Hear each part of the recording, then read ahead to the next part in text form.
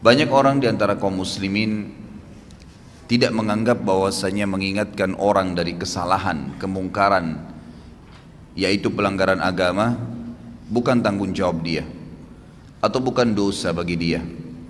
Sehingga pada saat ada orang yang tidak sholat, dilihat depan matanya, ada orang yang berbuat zina, ada orang yang berbuat apa saja kemungkaran, dia menganggap itu adalah bukan urusan dia. Begitu pula pada saat seseorang melihat orang lain tidak mengerjakan kebaikan dan dia tahu itu adalah kebaikan, perintah dari Allah, apalagi kalau sifatnya wajib.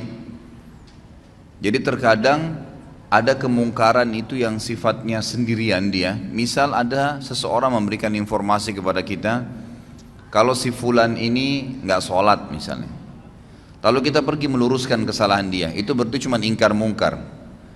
Ada kejadian yang lain, mungkin kita hanya menyuruh kepada ma'ruf saja, menyuruh kepada kebaikan saja. Seperti misalnya saya lagi ceramah begini, ini cuman mengingatkan kalau pas ada satu perintah agama yang saya sampaikan, maka itu berarti menyeru kepada kebaikan. Tapi ada hal yang bersatu keduanya, dan yang cenderung kepada dosa besar adalah ketiga-tiganya tentunya. Yang bersatu misal ada orang yang tidak sholat, maka kita pungkirin, kenapa nggak sholat akhi, kenapa nggak sholat ukhti, itu namanya ingkar mungkar. Lalu kemudian kita ikutkan dengan perintah ma'ruf. Misal kita mengatakan sholat itu kan wajib, Allah yang wajibkan, berarti itu menyeru kepada kebaikan. Ini gabungan antara keduanya, gabungan antara keduanya. Jadi semua ketiga contoh tadi itu masuk dalam kriteria dosa besar yang kalau orang tidak melakukannya. Yang lebih fokus lagi kata ulama adalah masalah yang ketiga, yang digabungkan, Saya rincikan dulu. Kalau yang mungkar saja tadi, misal saya dilaporkan oleh seseorang, si fulan nggak sholat, si fulan niat mau berzina, si fulan niat mau kerja di tempat riba, tolong Ustadz nasihatin. Saya lalu datang dan menasehatinya. Ini ingkar mungkar saja, ingkar mungkar saja. Nah ini kalau diminta kepada saya untuk meluruskannya, maka wajib saya harus bisa meluruskan. Kalau saya tidak luruskan, saya dosa besar, karena saya membiarkan orang terjerumus dalam perbuatan dosa besar itu. Tapi kalau yang sedang dia lakukan dosa kecil dan saya tidak luruskan, saya tidak ingatkan, berarti saya termasuk melakukan dosa kecil. Kalau menyeru kepada kebaikan, misal kayak ceramah seperti ini, maka ini lebih cenderung kepada hukumnya sunnah, kecuali memang ada satu kasus terjadi. Seperti contoh besok Natal misalnya, lalu saya tahu ada kaum muslimin yang melakukan perbuatan ikut-ikutan, lalu saya tidak luruskan, saya tahu itu, saya tidak coba menyampaikan yang ma'ruf, gitu kan. Maka berarti perintah agama memerintahkan agar kita merayakan Idul Adha dan tidak ada hari raya yang lain, mengingatkan kepada ma'ruf. Saya tidak ingatkan, maka saya berdosa besar. Tapi kalau umum saja penyampaian ceramah, itu hukumnya sunnah saja kalau dia sampaikan secara umum, gitu kan. Kemudian ada yang gabungan antara ingkar mungkar dan ambil ma'ruf tadi. Seseorang yang sedang tidak sholat di hadapan kita, lalu kita ingatkan, luruskan, lalu sekaligus kita sebutkan fadilah daripada ibadah itu, berarti menggabungkan keduanya. Lebih cenderung Imam Az-Zahabi mengatakan semua masuk dalam kriteria dosa, tapi ada rincian tadi. Cuman kalau digabungkan keduanya, ini sudah jelas dosa besar, mutlak, tidak ada lagi pendapat lain. Misal ada orang depan mata kita jelas-jelas berbuat kesalahan pelanggaran agama, ya, maka di sini wajib bagi kita untuk memungkirinya. Kalau tidak, dan sekaligus menggabungkan dengan ma'ruf, ya, diingatkan. Jadi jangan sampai teman-teman cuma bilang orang lagi berzina, jangan kamu zina, haram dalam agama. Itu nggak cukup. Itu cuma ingkar mungkar. Harus digabungkan. Apa alasannya? Apa solusinya buat dia? Karena zina itu perbuatan yang fahisyah, perbuatan yang buruk. Bayangkan kalau nanti perempuan yang kamu zinain ini hamil, bagaimana nanti citra nama kamu di keluargamu, di masyarakat? Bagaimana nanti kalau dia hamil kamu menghadapinya? Menggugurkan juga adalah dosa haram yang lain. Kalau kamu punya anak, anaknya haram. Jadi kita berikan ma'ruf, ya. Berikan selain ingkar mungkar, melarang dia, kita sampaikan juga kebaikan-kebaikan. Ada orang tidak sholat, tanya, kenapa akhi nggak sholat, gitu kan? Itu sudah ingkar mungkar ya, kenapa nggak sholat? Lalu kita masuk kepada ma'ruf. Sholat itu kan perintah agama, Allah subhanahu wa ta'ala yang wajibkan, pahalanya begini, begitu, begini dan seterusnya. Maka ini penggabungan antara amr ma'ruf dan nahi mungkar. Kalau ada orang yang mengalami keadaan tadi, dia melihat depan matanya kemungkaran dan dia tidak pungkirin, dia termasuk orang yang melakukan dosa besar. Dan yang lebih berbahaya lagi, selama dia tidak meluruskan kesalahan orang itu dan dia sudah sempat melihatnya, dia tidak memungkirinya sama sekali ya. Sebagaimana nanti akan kita jelaskan, ada 3 tahapan: mengingkari dengan tangan, mengingkari dengan lisan, atau mengingkari dengan hati. Sama sekali tidak lakukan maka bisa menjadi dosa yang terus menerus dia dicatatkan padanya, karena dia membiarkan. Jadi ada orang ini, jelas dia tahu adiknya ini misalnya minum khamr, dia nggak ingat-ingatin, dibiarin aja terus. Dia tetap sholat, dia tetap hadir di majelis ilmu, tapi adiknya nggak pernah diingatin sama dia, nggak pernah dipungkiri bungkar, nggak pernah juga dikasih ma'ruf, disuruh ganti dengan minuman-minuman yang baik. Allah halalkan susu lebih sehat, Allah halalkan sirup, Allah halalkan madu dan seterusnya. Kita ambil ma'ruf. Kalau tidak, selama dia lihat kemungkaran tersebut dan sampai adiknya belum berubah, dia dapat dosa terus. Karena dia juga termasuk terlibat di situ, punya andil, dia seakan-akan membiarkan. Ringannya dalam agama kita, saudaraku, karena dalam agama ini ingkar mungkar yang tadi sifatnya bisa menjadi dosa besar itu akan hilang spontan pada saat kita mengingkari walaupun cuma sekali. Jadi ingkar mungkar itu dan amr ma'ruf, melarang dari perbuatan dosa dan menyuruh kepada kebaikan, itu yang wajibnya hanya yang pertama.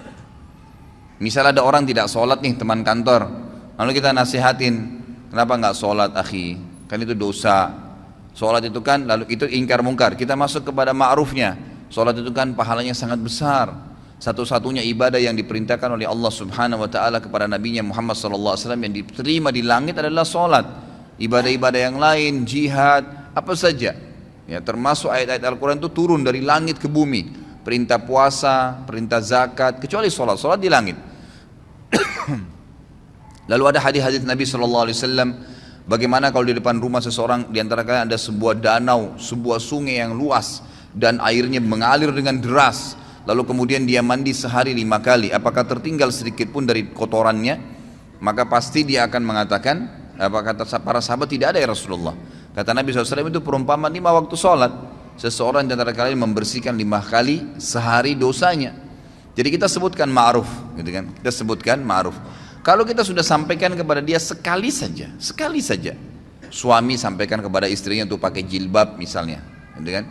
Atau orang tua nasihatin anaknya, teman nasihatin temannya atas kesalahan dia ya, diingkar mungkar, ingat selalu berhubungan. Larang kemungkaran, ganti dengan ma'ruf. Ya. Banyak orang tidak bisa meluruskan kesalahan orang lain karena dia cuma ingkar mungkar. Kamu nggak boleh begitu, selesai. Nggak cukup, harus diikuti dengan ma'ruf. Jelaskan kenapa dia tidak boleh, lalu berikan solusi. Zina pezina, berikan solusi pernikahan. Nggak usah pikir dia terima atau enggak, itu bukan urusan kita. Hidayah di tangan Allah subhanahu wa ta'ala, gitu kan? Ma'alaika illal balag. Allah subhanahu wa ta'ala menyampaikan kepada Nabi SAW, tugasmu hanya menyampaikan saja. Tugasmu hanya menyampaikan, jadi tidak ada tugas yang lain. Kita cuma sampaikan hidayah di tangan Allah subhanahu wa ta'ala. Kalau sekali lagi Anda sudah ingkar mungkar dan amr ma'ruf, maka gugur hukuman dosa besar, nggak ada lagi sudah. Jadi kalau sudah diingatin sekali, yang kedua, yang ke-100, yang ke-1000 itu sudah sunnah hukumnya. Sudah sunnah. Suami akan lepas dari tanggung jawab terhadap istrinya yang tidak mau pakai jilbab kalau dia sudah ingatkan, jilbab itu haram kalau kamu memperlihatkan aurat kamu. Ingkar mungkar dan ambil ma'ruf. Kan kalau kamu tutup aurat kamu itu malah menjalankan perintah agama, dapat pahala. Kamu juga tidak kehilangan apa-apa kok, malah tidak diganggu oleh orang lain dan seterusnya. Maka sudah sekali. Ternyata istrinya masih belum mau lakukan. Dia boleh tetap mengingatkan, mendoakan, tapi minimal dia sudah lepas dari beban hukum nih. Karena hukum ini yang penting ya. Nah, sekali saya sudah cukup. Sekali saja sudah cukup.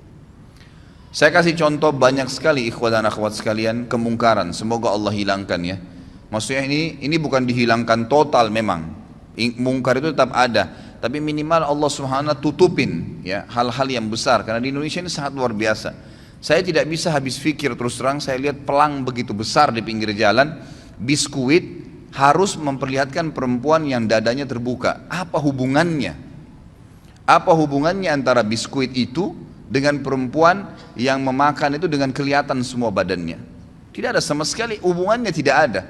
Jadi orang sebenarnya lebih melihat kepada artis yang sedang ada di pelang itu. Tapi yang berbahaya adalah kita ini lewat di pelang itu.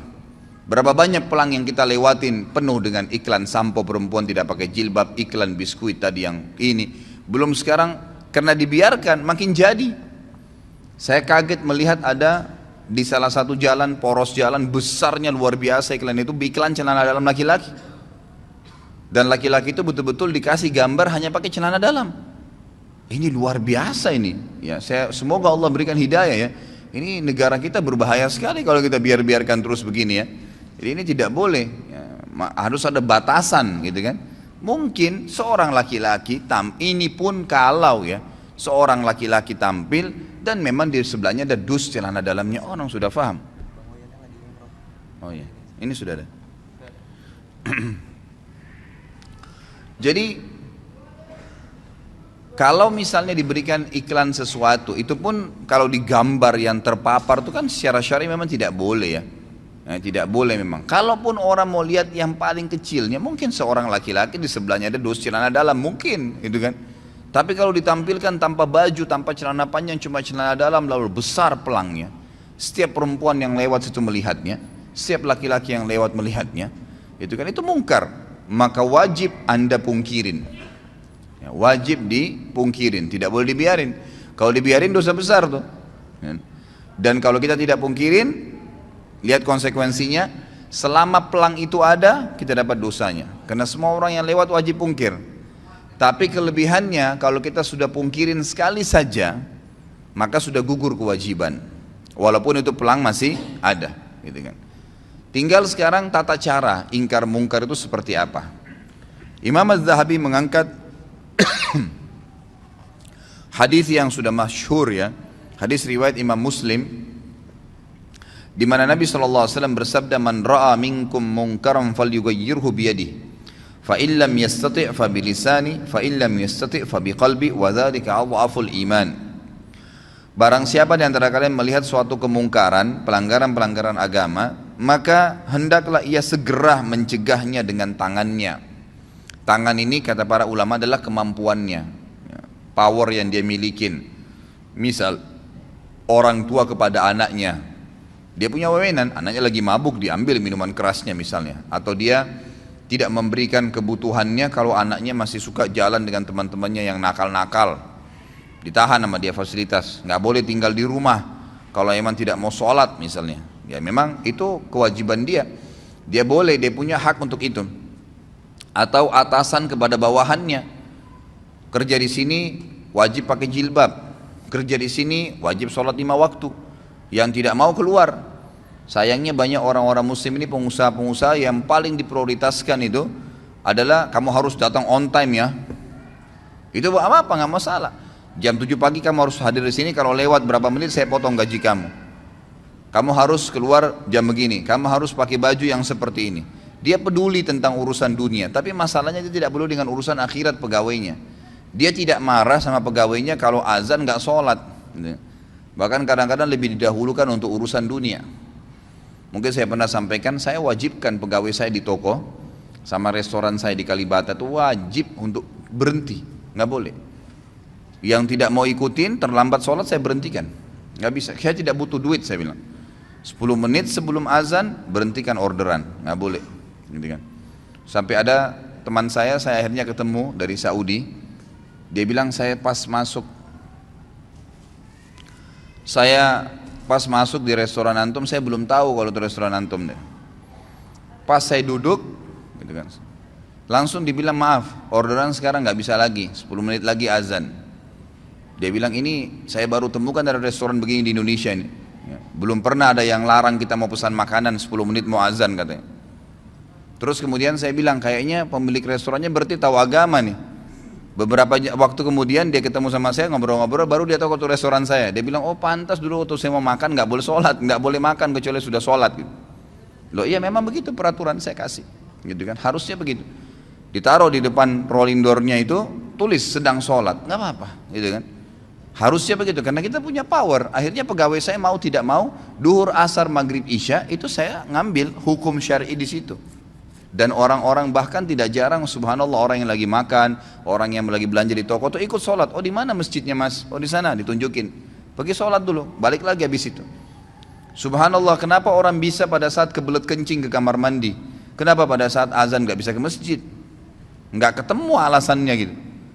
Kalau alasannya hanya karena mau jual produk, ikhwas sekalian, berapa banyak produk yang antum jual jedah sholat itu, dan berapa banyak kerugian pahala yang antum kehilangkan karena tidak sholat awal waktu.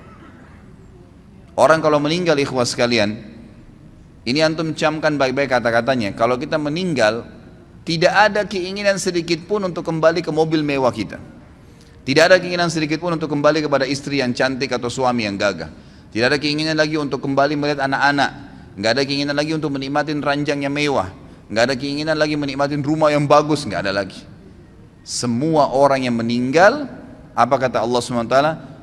Ya, orang-orang itu akan mengatakan, Rabbirji'un, ya Allah kembalikan saya, la'alli a'malu salihan fima tarakt.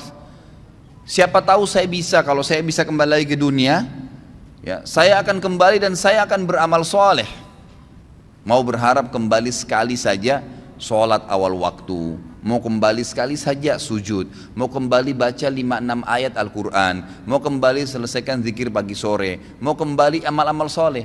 Enggak lagi antum pikirin tuh kantor kita, ya, baju, mobil. Orang kalau sudah mati nggak ada pikir itu. Mau kembali dunia karena mau mengejar amal solehnya. Sayangnya kita subhanallah lebih dahulukan kamar mandi karena ada hajat duniawi daripada kita harus berwudu dan pergi sholat ke masjid. Gitu ya. Padahal berapa menit yang diambil? Ya, berapa menit? Nggak ada sama sekali. Ya, yang diambil waktu di situ. Jadi harus mengingkari dengan tangannya. Kalau tidak bisa, kata Nabi SAW, maka dengan lisannya. Nasihatin. Ikhwah, biasakan keluar mulut. Orang bisa ngomong semaunya di TV, di media. Orang yang tidak punya ilmu, tidak punya akhlak ngomong. Nggak ada tata krama dalam ucapan-ucapannya. Kadang-kadang sampai mencoreng kehormatan agama. Ngomong semaunya. Kenapa anda ini atau antum ini yang sudah faham agama tidak bicara kebaikan? Syaitan kadang-kadang membuat kita ragu untuk menyampaikan. Sampaikan saudaraku. Saf miring, maaf miring pak, safnya luruskan. Selesai kalimat. Nggak ada orang tiba-tiba tonjok kita gara-gara ngomong gitu. Orang tidak normal itu. Apalagi kalau sudah masuk masjid mau sholat, insya Allah pasti dia bergerak kok, gitu kan? Kalau dia sudah ingatkan sekali, tetap aja nggak mau, dia kadang-kadang tidak mau dengar, sudah. Tapi kita sudah lepas dari tanggung jawab hari kiamat, harus itu ya. Dalam sebuah hadis yang sahih riwayat Imam Ahmad, kata Nabi SAW, siapa yang lihat kemungkaran pada seseorang dan dia tidak memungkirinya secara sengaja nih, betul-betul dia tahu di depan matanya. Jadi bukan misal ada orang berbuat mungkar di layar TV, kita nggak mungkin pungkirin kan? Maksudnya tidak mungkin pungkirin dengan tangan ya, bisa dengan hati mendoakan. Tapi di sini kalau ada orang yang lihat depan matanya, dia tidak pungkirin dengan tangannya, dia tidak pungkiri dengan lisannya, maka ini berbahaya sekali. Selama itu ada maka akan menjadi dosa, selama dilakukan akan menjadi dosa buat dia. Tapi dia kalau pungkirin sekali lepas dari beban hukum. Tapi hadis ini sangat tegas nih. Siapa yang lihat kemungkaran pada diri seseorang lalu dia tidak pungkirin dengan tangannya kah, dengan lisannya kah, atau nanti saya jelaskan dengan hati yang selemah-lemah iman di situ, maka orang yang berbuat mungkar itu akan datang hari kiamat di depannya Allah, lalu mencekik leher orang yang melihatnya berbuat mungkar dan berkata, ya Allah, orang ini lihat saya buat mungkar dan dia tidak ingatkan, maka hukumlah dia. Bayangin tuh. Jadi kita nggak boleh masuk surga sendirian. Ingatkan orang, saudaraku. Lisan itu ucapkan kalimat yang baik. Kata Allah SWT dalam Al-Quran, wa mathulu kalimatin tayyibatin kasyajaratin tayyibatin asluha thabitun wa far'uha fis sama. Perumpamaan kalimat yang baik tuh, nasihat, zikir, ayat Al-Quran, seperti sebuah pohon yang ditancap ke dalam bumi lalu tumbuh dengan sangat kuat dan kokoh sampai menjulang ke langit, gitu kan. Jadi tu'ti ukulaha kulla hinin bi'idni rabbiha. Selalu saja pohon itu bermanfaat. Buahnya kah, daunnya kah, naungannya kah, orang bernaung di bawahnya akan bermanfaat. Seperti itu kalimat yang baik. Ucapkan, sampaikan, gitu kan, selalu. Kemudian yang ketiga adalah mengingkari dengan hati. Dan ini selemah-lemah iman. Dan kata para ulama, Imam Az-Zahabi memasukkan ingkar mungkar ini dalam dosa besar karena adanya sabda Nabi SAW di akhir hadis ini, وَذَلِكَ أَضْعَفُ الْإِيمَانِ, dan itu selemah-lemah iman. Artinya tidak ada lagi hitungan iman setelah itu. Jadi ada ancaman tapi seperti tidak kelihatan secara tulisan, gitu kan. Ingkar mungkar dengan hati, lewat di pelang, ya Allah mudah-mudahan saja engkau hilangkan ini. Ya Allah saya tidak senangin ini. Ya Allah berikan atasan saya hidayah. Ya Allah berikan hidayah orang tua saya. Tapi itu selemah-lemah iman. Cuman itu ingkar mungkar juga termasuk. Kalau sudah sekali saya dalam hatinya mengatakan, ya Allah tolonglah berikan hidayah, ya Allah ginilah, sudah selesai. Dia sudah lepas dari hukuman dosa besar ini. Yang penting ingkar mungkar dulu. Dan ingat selalu ikutkan dengan ma'ruf, ya. Jadi misal, ya Allah buatlah dia berhenti untuk tidak sholat dan mudahkanlah dia untuk mengerjakan sholat itu. Karena kadang-kadang doa kita Allah berikan seperti yang kita minta, ya. Ya Allah buatlah istri saya pakai jilbab misalnya. Lalu berhenti sampai di situ. Ya sudah dia pakai jilbab, tapi pakai jilbabnya kita belum tahu bagaimana. Tapi ya Allah berikanlah dia hidayah supaya dia tinggalkan dosa kelihatan auratnya ini. Lalu berikanlah dia hijab dan buat dia istiqamah di hijab itu. Berikan dia hijab yang syar'i yang betul-betul dia sadari itu adalah sebuah kebaikan. Lengkap doanya minta kepada Allah SWT. Maka itu sangat baik. Ya itu sangat baik. Jadi ingkar mungkar dalam hati pun harus, ya, harus. Dan juga dari sisi lain kata para ulama, hikmah, tentu ini sangat peka ya. Hikmah yang sangat besar daripada ingkar mungkar amar ma'ruf adalah bagaimana supaya ma'ruf itu, perbuatan-perbuatan baik selalu meninggi karena banyak orang yang kerjakan, dan mungkar nanti akan teredam. Karena setiap orang di antara kita, kalau dia jalan dari masjid ini misalnya pulang ke rumahnya sebentar, pasti dari masjid ini ke rumahnya itu akan banyak sekali kemungkaran. Bayangkan kalau seseorang di antara kita, anggaplah kita yang hadir sini misalnya 200 orang. 200 orang ini kalau pulang menuju ke rumahnya misalnya, kan itu. Kira-kira pada saat dia pulang menuju ke rumahnya, dia lihat 10 kemungkaran dan dia pungkirin 10 kemungkaran. Berarti kita punya 2000 kemungkaran yang kita luruskan. Gitu kan? Contohnya saja, walaupun dengan hatinya berdoa kepada Allah SWT. Kalau dia bisa dengan lisannya, baiklah, alhamdulillah, gitu kan, dan seterusnya. Jadi ini bab yang harus kita jadi. Ini kesempatan pahala. Pahala yang paling banyak kata para ulama yang bisa didapatkan oleh seseorang dari amar ma'ruf nahi mungkar. Itu yang paling banyak. Karena banyaknya kemungkaran di jalanan, kan gitu. Ada orang perempuan yang lewat tidak pakai jilbab, berapa banyak tidak pakai jilbab. Kita tidak harus melihat, tapi mengatakan, ya Allah berikanlah hidayah kepada semua orang-orang yang perempuan yang tidak pakai jilbab ini, dan siapapun yang seperti dia seluruh dunia. Berapa banyak pahala yang kita bisa dapatkan. Jadi ini hal mendasar yang harus difahami dalam masalah ingkar mungkar. Ini Imam Ghazali masukkan dalam kategori dosa besar yang ke-78. Kemudian beliau mengangkat juga hadis yang lain. Ini diriwayatkan oleh Imam Muslim juga dalam Kitabul Iman, hampir sama dengan tadi yang pertama, itu sama dalam Kitabul Iman cuma beda nomor hadis. Dalam hadis yang milik Imam Muslim kata beliau tentang kezaliman, bunyinya ada awal hadisnya, tapi ini beliau angkat cuma pertengahan hadisnya. Faman jahadahum biyadihi fahuwa mu'min, wa man jahadahum bilisanihi fahuwa mu'min, wa man jahadahum biqalbihi fahuwa mu'min. Laisa wara'a dzalika minal imani habbatu khardal. Siapa yang melihat kemungkaran lalu dia melawan, meluruskan kemungkaran itu, siapa yang meluruskan kemungkaran itu dengan tangannya, maka dia adalah seorang mukmin. Siapa yang meluruskan kesalahan dengan lisannya, maka dia juga orang mukmin. Dan siapa yang meluruskan kesalahan dan kezaliman, kemungkaran dengan lisannya, maka dia juga mukmin. Dan tidak ada iman setelah itu sekalipun atau sebesar biji sawi pun. Artinya tidak dianggap orang beriman kalau tidak mau ingkar mungkar. Ada hadis yang agung riwayat Bukhari, di mana Nabi SAW bersabda, suatu hari pernah Jibril diutus oleh Allah untuk menghancurkan satu negeri. Pada saat Jibril tiba di negeri itu, Jibril berkata, ya Allah, kata Allah, ini hancurin negeri itu. Kata Jibril AS, ya Allah, di negeri itu ada hambamu fulan, orang saleh. Ada hambamu fulan, orang saleh.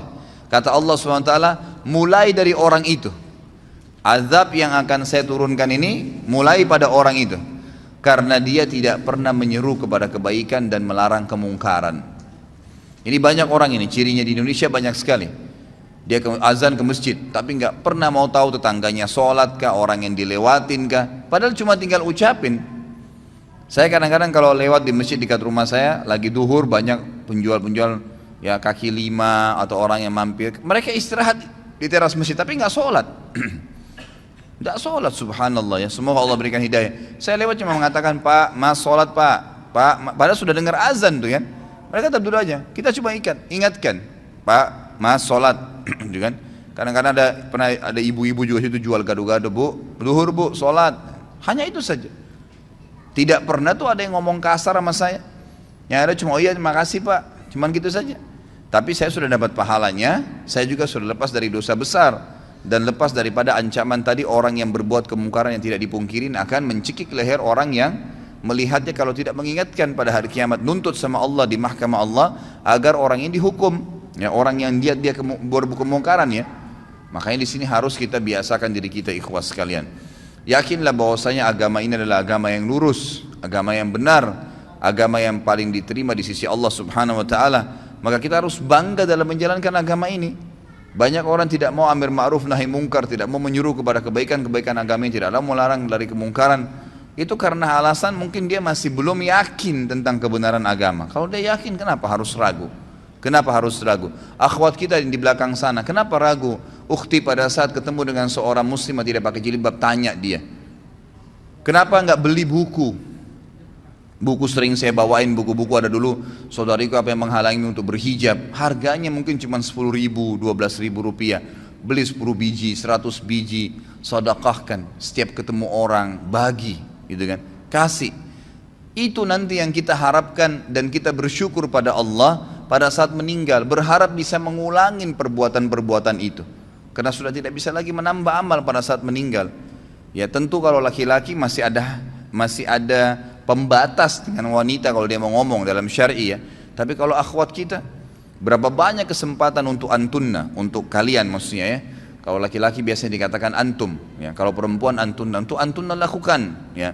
Banyak sekali menyuruh perempuan-perempuan itu pakai jilbab, lagi belanja pakaian di pasar tidak pakai jilbab. Bu, assalamualaikum, salam, muslimah, iya. Bu, kamu nggak pakai hijab Bu? Ya, mungkin dengan sambil bercanda, ibu kalau pakai hijab cantik juga kok, misal, gitu kan? Itu kan perintah agama. Sambil ngobrol, sambil bayar. Siapa tahu Allah berikan hidayah. Bayangkan kalau semenjak itu kemudian dia pakai jilbab, misal, dia pakai jilbab. Selama dia pakai jilbab sampai dia meninggal, Anda dapat pahalanya. Karena Anda penyebabnya. Gitu kan? Nabi SAW jelaskan kan, man dalla ala khairin kana lahu mithal ajri fa'ilihi min ghairi an yanqus min ajri fa'ilihi syai'a. Siapa yang menyuruh kepada kebaikan, maka dia akan dapat pahala pelaku kebaikan itu tanpa dikurangin sedikit pun dari pahala pelaku kebaikan itu. Misal saya suruh orang pakai jilbab tadi, kemudian dengan dia pakai jilbab dia dapat 1000 pahala. Maka Allah memberikan saya bonus karena saya menyuruh dia, maka saya akan dapat pahala 1000 seperti dia, tanpa mengurangi pahalanya. Itu luar biasa. Maka semestinya kita coba gunakan kesempatan gitu.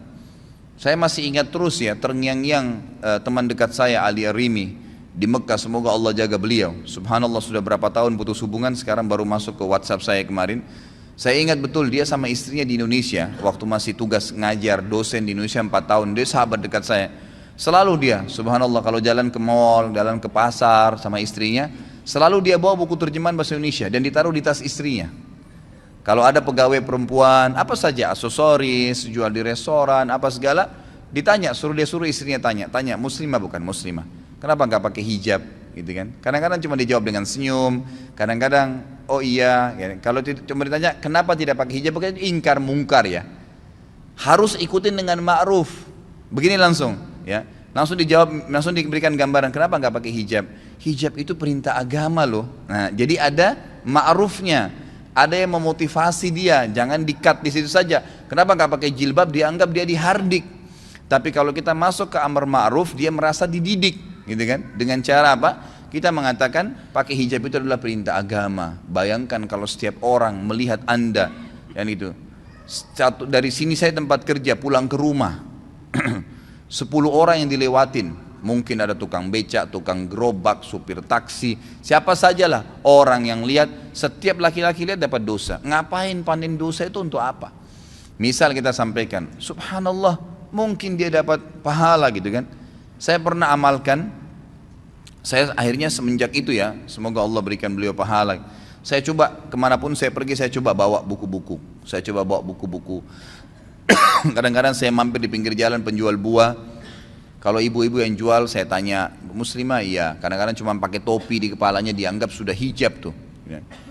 Coba kita ingatkan, Bu, pakai jilbab itu dalam Islam wajib, Bu. Itu kan diperintahkan oleh agama, dan leher itu termasuk aurat. Gitu kan. Ada buku, ini ada buku mungkin ibu bisa baca. Ada penjual nasi padang di dekat rumah saya. Pas saya masuk, ini suaminya Masya Allah suka hadir di masjid sama saya gitu, dekat rumah. Begitu saya masuk ke rumah makannya, ada lukisan wanita Bali besar, mungkin hampir setinggi dari lantai ke temboknya dia, mungkin 3 meteran lukisan itu. Begitu saya masuk, saya lihat ini orang Padang biasanya Muslim gitu kan. Kemudian saya ngobrol sama suaminya, Assalamualaikum Pak, Waalaikumsalam gini. Sudah berapa lama di sini? Saya bicara dulu secara umum karena lagi nunggu dibungkusin makanan gitu. Oh, saya sudah 2 tahun di sini gini. Oh, saya belum pernah lihat, ngobrol-ngobrol lah. Akhirnya sudah, saya bilang saya tinggal di sini, dekat sini, alamat sini dan seterusnya. Selesai, pada saat saya mau bayar, saya bilang Bapak Ibu saya punya masukan, bisa nggak? Oh iya silahkan. Kalau setahu saya dalam agama lukisan seperti ini tidak boleh. Ini kan lukisan, foto aja kalau dipajang itu masih tetap membuat malaikat tidak masuk. Apalagi kalau lukisan, gitu kan? Oh yang ini Pak Ustadz, iya yang ini. Oh ini kebetulan dikasih sama teman. Nah, iya saya mungkin tahu, baik itu dikasih ataupun dibeli, tugas saya mengingatkan dalam agama karena memang ini nggak boleh. Subhanallah, mungkin syaitan akan mengatakan kepada kita, siapa tahu dia marah. Sempat terlintas tuh di hati saya, terlintas sejenak, gitu kan? Nanti dia tersinggung, nanti dia marah. Tapi saya selalu melawannya. A'udzubillahi minasyaitonirrajim. Saya luruskan. Subhanallah, dengan sedikit saya nasihatin, dan kebetulan waktu itu saya memang lagi bawa mobil, saya turunkan dari mobil buku. Di antara buku yang saya pernah, ini juga buku sekalian memang, saya sudah pernah janjikan saya bawa, ini bukunya sudah saya bawa, ada rumah yang tidak dimasukin oleh malaikat. Ini ada mungkin, kalau tidak salah berapa ya, ada 30 atau sekian rumah, contoh-contoh rumah yang tidak dimasukin oleh malaikat. Ada, dia pakai F ya. Saya kurang tahu ini jumlahnya, tapi yang jelas ada banyak sekali buku-buku rumah-rumah yang tidak dimasuki malaikat. Rumah orang yang memutus silaturahim, rumah orang yang mendurhaka orang tua, rumah orang yang memakan harta anak yatim, rumah yang memakan harta riba, rumah yang di dalamnya terdapat anjing, rumah yang ditempati oleh syaitan karena tidak ada zikrullah, tidak ada membaca Al-Quran di dalamnya, rumah yang penghuninya terbiasa mencaci maki, baik itu sahabat, orang-orang soleh, orang yang sudah meninggal, rumah ya, yang di dalamnya tergantung gambar dan patung. Nah ini yang disebutkan oleh beliau di sini di halaman 100. Lalu beliau sebutkan sebab pengharaman gambar lukisan tangan, hukuman dan azab bagi orang yang membuat gambar, dan juga hukuman bagi orang yang sengaja memajangnya. Saya kasih buku ini pada saat itu. Ini ada buku mungkin bisa dibaca. Subhanallah, besok saya datang dan sampai hari ini saya masuk ke rumahnya itu nggak pernah lagi ada gambar itu. Kadang-kadang waktu saya mampir saya bercanda, udah nggak ada gambarnya Pak. Iya Pak Ustadz sudah, Alhamdulillah. Ya kami juga baru tahu kemarin. Malah sebenarnya mereka tambah dekat dengan saya itu Pak, dengan ingkar munkar dan amar ma'ruf tadi.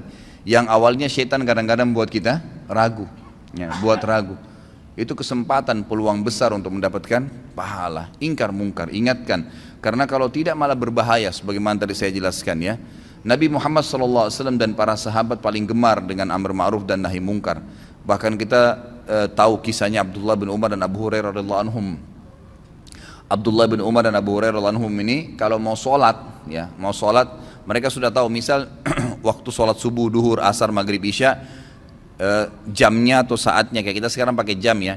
Itu mereka berdua ini selalu keluar sebelum waktu, selalu keluar sebelum waktu, dan selalu setiap kali itu keliling ke rumah kerabatnya, tetangganya dipanggilin. Ayo sebentar lagi sholat, ayo sebentar lagi sholat. Ada yang diketuk pintu rumahnya, ayo sebentar lagi sholat. Terus begitu. Setiap mau sholat lima waktu ini dua orang ini selalu begitu. Terkenal di kalangan sahabat. Jadi sering kali mereka mutar jauh sekalian sampai ke masjid sudah azan.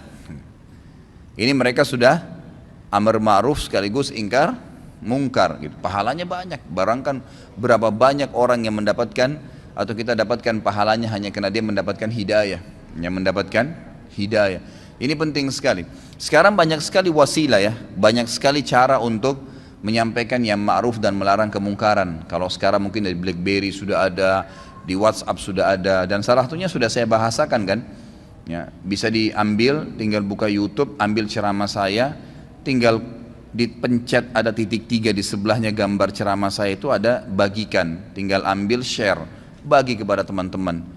Gratis, yang ngomong saya 2 jam, Anda cuma tinggal pindahin, pahalanya sama ya. Apa susahnya? Daripada kirim gambar yang gak benar gitu kan? Gak ada manfaatnya.